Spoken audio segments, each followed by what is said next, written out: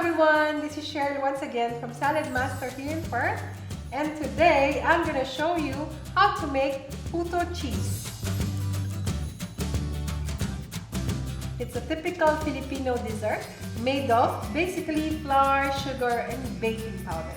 I'm going to use our 6.5 quart double-walled salad bowl.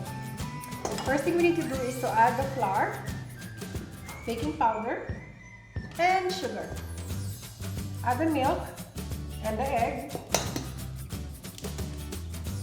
and mix it using your electric mixer or whisk. Keep mixing until it's smooth. Add the vanilla extract and the water.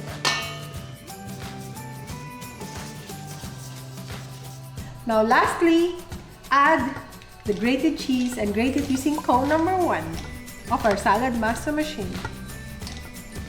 Fold slowly using a spatula.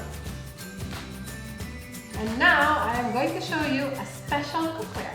This is called our turkey roaster with utility rack on the inside. So this is like a big steamer. What you need to do is to put water, about 2 cups inside, heat it up. Then I'm going to put it on low heat. Grease your Saladmaster egg cups with oil. Now I'm going to fill the cups with our mixture 3/4 spoon.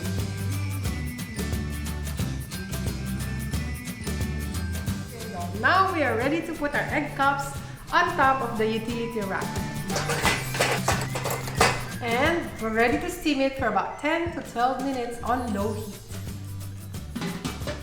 After 10 to 12 minutes, we can put the slices of cheese on the top.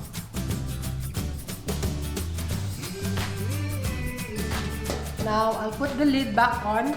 I already turned off the stove and I'm going to leave it for about 1 to 2 minutes until the cheese melts. After 1 to 2 minutes, this is how it looks like. Ta-da!